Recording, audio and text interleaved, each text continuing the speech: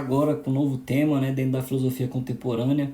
Nos últimos vídeos nós trabalhamos com os pressupostos, né? Então tentamos lembrar o que a modernidade traz de novidade e obviamente quais são as principais críticas que se fazem a ela e o que a contemporaneidade vai se diferenciar da modernidade, né? Nesse sentido, então, a gente começa com o tema do irracionalismo, né? Uma das suas principais características é a crítica à modernidade. Então, eles vão se colocar em contraponto tanto ao racionalismo cartesiano, ao iluminismo de Kant, né? Ao hegelianismo, ao racionalismo positivista. Então, ele vai se colocar contrário a quase tudo aquilo que a gente estudou no segundo ano, né? Também ele vai negar, gente, aí toda vez que a gente passar ter o racionalismo na mente, a gente tem que lembrar que ele nega que a razão possa compreender toda a realidade. Olha, até o nome ele já nos indica como é que a gente faz a percepção desse tema. Então, a razão para os irracionalistas não é capaz de compreender toda a realidade, ela não explica todas as nossas coisas, né? Todas as nossas decisões ela não explica, por exemplo. Então, por isso que as nossas decisões e o racionalismo em si é uma doutrina que tem um caráter alógico e arracional. Por quê? Porque não sempre a gente decide algo com base na lógica, nós não agimos com base na razão 100% das vezes.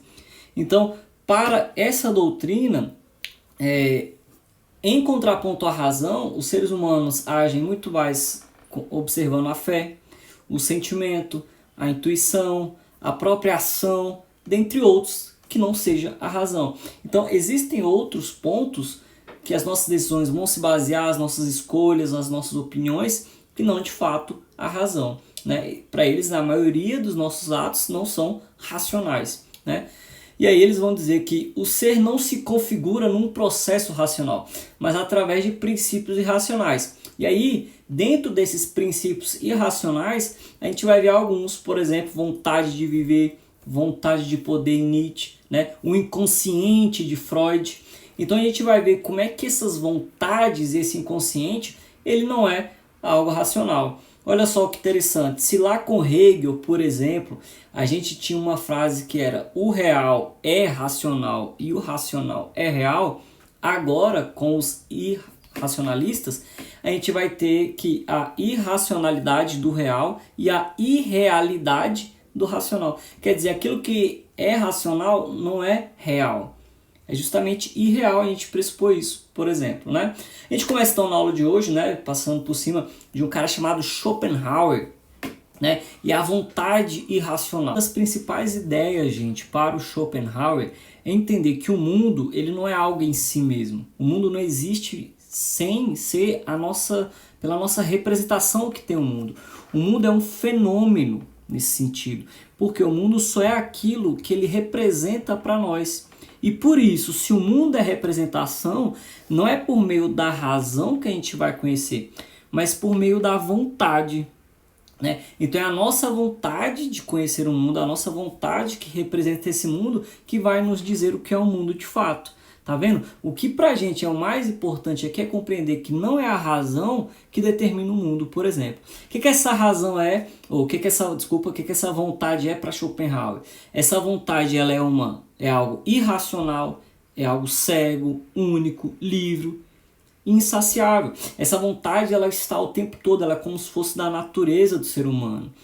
Essa vontade é conflito e dor, e a vida é necessidade e dor. Então olha só, dentro de uma perspectiva, a gente sempre tem uma vontade. E essa nossa vontade, ela cria pra gente necessidades, né? A gente cria, então passa a ter uma necessidade de ter algo, por exemplo. Nessa necessidade, quando a gente tem a coisa que a gente quer, por exemplo, gera a satisfação. E da satisfação gera o tédio e a tristeza. Então imagina que você quer um celular de última geração e você tem essa necessidade. Eu só vou ser feliz se eu ganhar esse celular. Quando eu ganhar aquele celular já era. Sou a pessoa mais feliz do mundo. Quando você ganha esse celular, você é feliz, mas ao longo do tempo essa satisfação ela faz com que aquele celular que era o melhor do mundo já não é mais. E por isso a gente recai no tédio, a gente recai na tristeza. E isso para o Schopenhauer é um fluxo contínuo. Então, isso é um fluxo contínuo que a gente tem que compreender. Se essa vontade é racional cega e ela determina a nossa vida, como é que a gente supera essa vontade? Né? E o Schopenhauer passa então a elencar três, pelo menos, ele aponta, né, três respostas possíveis, e elas são respostas que estão ligadas. Né? Ele fala que uma das maneiras de superar esse círculo vicioso, né, da vontade é através da arte. Por quê? Através da arte, gente, não há uma necessidade nem uma vontade. Quando a gente escuta uma música, quando a gente olha uma obra de arte, a gente não tem necessidade daquilo. Mas a gente se satisfaz com aquilo sempre. Então é muito comum você escutar uma música hoje e escutar daqui a 10 anos e ela ainda ser uma música que você adora. Então a arte ela não trabalha com necessidade nem com vontade. Né? O autocontrole é outra opção que o Schopenhauer fala. Olha, se a nossa vontade o tempo todo gera necessidade para gerar satisfação, que gera tédio e tristeza, se eu controlo aquilo que eu quero o tempo todo, eu também rompo com esse círculo, porque eu não passo a ter vontade de tudo. Eu me controlo para ter aquilo que de fato para mim faz sentido ter ou não. Beleza? E por fim, o Schopenhauer fala de uma ética da compaixão, que é tentar se colocar no lugar do outro, tentar perceber que quando há essa vontade, essa necessidade, essa ação, tristeza, e há no outro também, todas esse círculo vicioso também há no outro ser, numa outra pessoa, se a gente age com uma ética da compaixão, se colocando no lugar do outro, é muito provável que a gente compreenda que esse círculo vicioso, ele não está só em mim, como está em todos, e por isso eu tenho que romper esse ciclo. Eu passo a compreender melhor como é que funciona isso. Beleza, gente? É só pra gente ter uma apanhada geral do que é o Schopenhauer, das novidades dele. E aí a grande novidade Schopenhauer é um dos primeiros filósofos que vai se contrapor a Hegel, por exemplo, que vai estabelecer que a razão é um espírito absoluto, um princípio muito forte, e vai colocar a vontade enquanto esse princípio que guia a nossa vida. Então a gente é guiado, a gente age com base na nossa vontade, essa vontade que é racional e não com base na razão, né? Outro filósofo muito importante é o Kierkegaard. E o Kierkegaard, gente, ele vai estabelecer o que a gente vai chamar de existencialismo cristão. A gente vai voltar a falar de existencialismo quando a gente for trabalhar um pouquinho o Sartre, tá bom? Para o Kierkegaard, a razão ela também não determina as nossas ações, porque a existência do ser humano ela é subjetiva. O que isso significa? Depende do sujeito a maneira como ele quer existir. Por isso que, em vez do Kierkegaard trabalhar um conceito de ser humano geral, ele prefere trabalhar com o conceito de indivíduo. Nenhum indivíduo é igual ao outro. As decisões dos indivíduos não são iguais. E por isso é muito estranho e errado para o Kierkegaard falar em um ser humano que age sempre de uma maneira racional. Ele fala que não, que é a partir da existência do ser humano, olha só, conceito novo, né? É a partir da existência do ser humano que eu tenho que perceber as suas escolhas. Então, quando o ser humano existe, por isso que a gente fala de existencialismo, essa existência do ser humano, ela gera uma possibilidade. Essa possibilidade, gente, é o reino da liberdade, onde a gente tem escolhas, né? E essas escolhas que a gente faz, essa possibilidade, ela gera necessariamente para Kierkegaard uma angústia. O que é essa angústia? É a relação que eu tenho com o mundo. É o medo do fracasso que eu tenho. Então, imaginam vocês aí, então, para fazer ao final do tempo, do ano, o PAS, o Enem, e vocês precisam escolher um curso. Se você não está muito claro e tem assim, eu quero fazer medicina, direito, administração e nutrição. Olha, se você tem 4 possibilidades de escolher uma faculdade, você vai ficar muito angustiado em tentar escolher a que vai mais te deixar feliz. Então, quanto mais opções eu tenho, quanto mais escolha, mais angustiado eu fico. Por quê? Porque eu vou ter medo de fracassar. Eu tenho medo de fazer uma escolha errada. E eu fico falando isso com vocês quando a gente aula presencial. Por que a Apple, por exemplo, lança um celular, um iPhone? Ela lançou um modelo de iPhone, agora está lançando 2. Lança 2 modelos de iPhone. Por quê? Quanto menos possibilidade, mais satisfação a gente tem em comprar um celular. Você compra o celular, não, esse aqui, eu vou comprar esse aqui porque é mais barato. Pronto, a sua dúvida é em relação ao preço somente. Agora, você pega outras marcas que lançam 10, 15 celulares diferentes, você fala, pô, esse celular aqui a câmera é melhor, mas esse aqui a bateria dura mais, mas esse aqui é mais bonito. Então você fica angustiado em não saber qual escolher. Então, para o Kik, a nossa existência ela gera angústia sempre. Beleza? Então, por que gera angústia? Porque a gente está de frente à liberdade, a várias liberdades. Né? Então essas liberdades que a gente tem, quanto mais possibilidades de escolha, por exemplo, mais angústia gera. Beleza? A existência também para o Kierkegaard, ele divide ela em 3 dimensões. A estética, beleza? Que é a primeira dimensão, que é aquela pessoa que prega a sua existência através da busca pelo prazer.